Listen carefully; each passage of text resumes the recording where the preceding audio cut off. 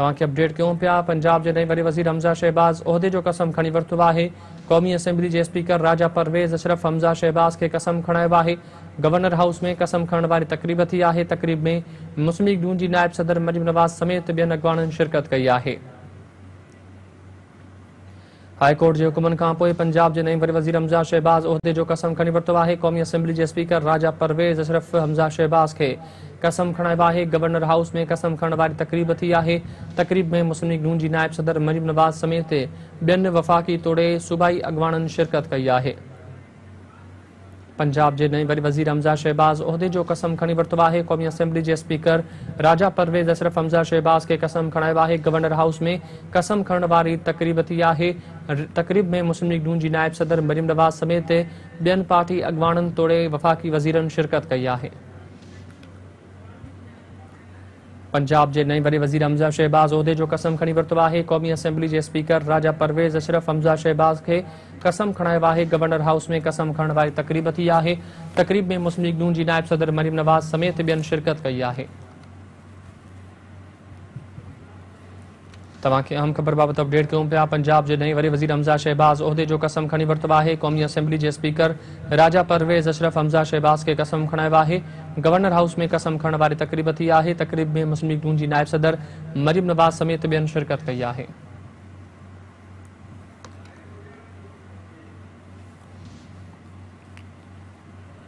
पंजाब के नए वरी वज़ीर हमज़ा शहबाज़ उहिदे जो कसम खणी वरितो आहे।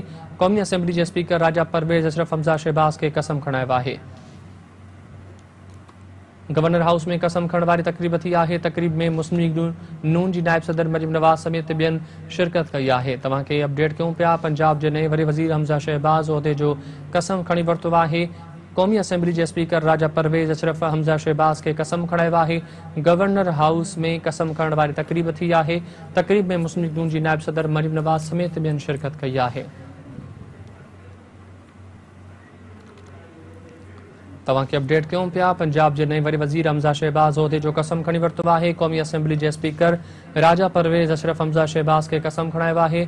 गवर्नर हाउस में कसम खणण वारी तक़रीब थी आहे। तक़रीब में मुस्लिम लीग नून जी नायब सदर मरीम नवाज़ समेत ॿियनि शिरकत कई आहे। तव्हांखे अपडेट कंदा हलूं त पार्टी के अॻवाननि ऐं वफ़ाक़ी वज़ीरनि पिणु इन तक़रीब में शिरकत की आहे। मुस्लिम लीग नून जी नायब सदर मरीम नवाज़ पिणु इन तक़रीब में मौजूद हुई। तव्हांखे अपडेट कयूं पिया। पंजाब के नए वरी वज़ीर हमज़ा शहबाज़ उहिदे जो कसम खणी वरितो आहे। क़ौमी असेंबली के स्पीकर राजा परवेज़ अशरफ हमज़ा शहबाज़ के कसम खणायो आहे। गवर्नर हाउस में कसम खणण वारी तक़रीब थी आहे।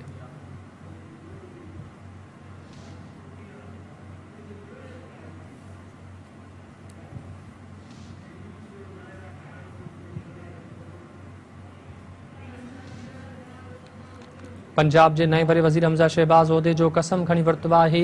क़ौमी असेंबली के स्पीकर राजा परवेज़ अशरफ हमज़ा शहबाज़ के कसम खणायो आहे। गवर्नर हाउस में कसम खणण वारी तक़रीब थी आहे। तक़रीब में मुस्लिम लीग नून जी नायब सदर मरीम नवाज़ समेत ॿियनि शिरकत कई आहे।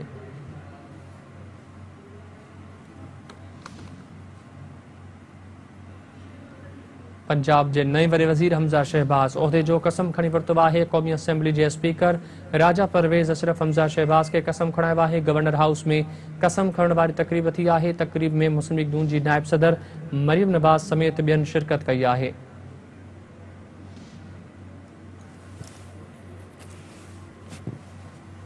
तव्हांखे अपडेट कयूं पिया नाज़रीन। पंजाब के नए वरी वज़ीर हमज़ा शहबाज़ उहिदे जो कसम खणी वरितो आहे। क़ौमी असेंबली के स्पीकर राजा परवेज़ अशरफ हमज़ा शहबाज़ के कसम खणायो आहे। गवर्नर हाउस में कसम खणण वारी तक़रीब थी आहे। तक़रीब में मुस्लिम लीग नून जी नायब सदर मरीम नवाज़ समेत ॿियनि शिरकत कई आहे।